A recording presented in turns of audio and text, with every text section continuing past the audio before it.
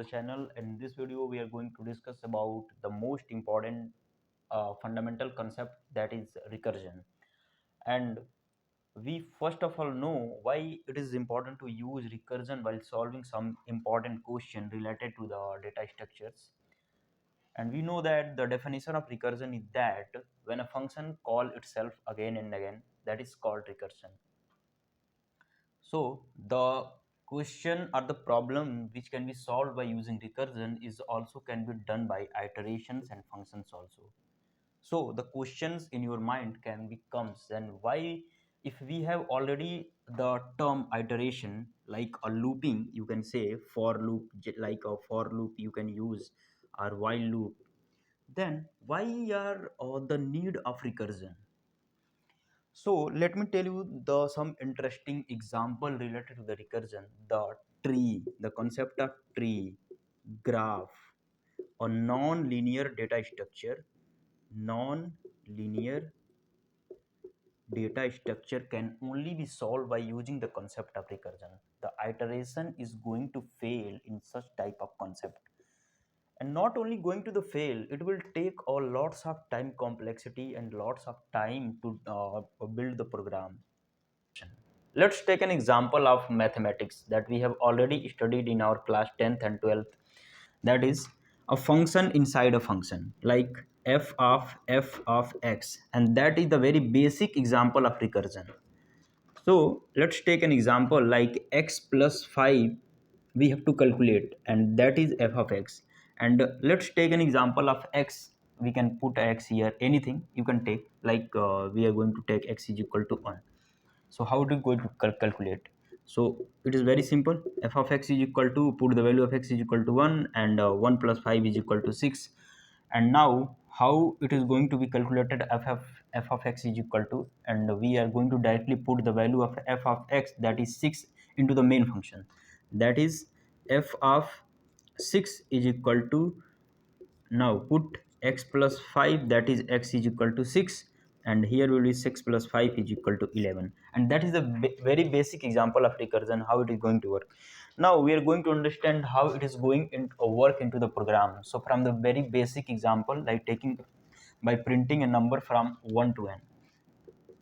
So print a number from 1 to n. How the recursion is going to work while printing this number from 1 to n? So to printing this number from 1 to n, we should know about the base case condition, because in recursion, the concept of base case is most important. Once who can catch the base case of the recursive condition, then definitely he will know the more than 50% of the concept.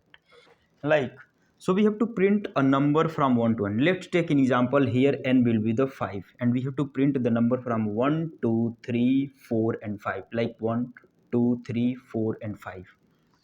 So what will the base case? When would our condition is going to be reached? When n is equal to 6.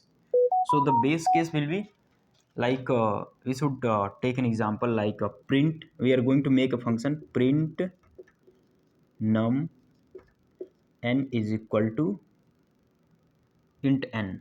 Okay, int n.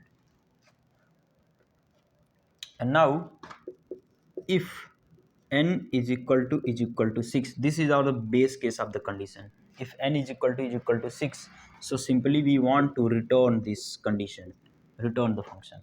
Okay, now close this if,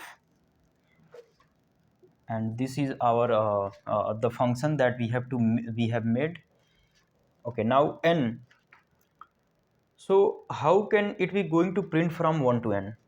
So simply we have to print system dot out dot print ln and n. We just call to the function that you should take a print a number n, that what will the starting value of the n we are going to given into the main function, and we call this function print num,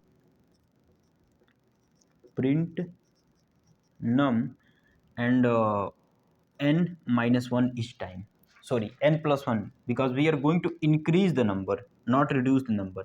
We can also print 5 to 1, then we are going to reduce. But here from 1 to n, we are going to increase this number, and we simply call it, and we are going to uh, in a call in a main function.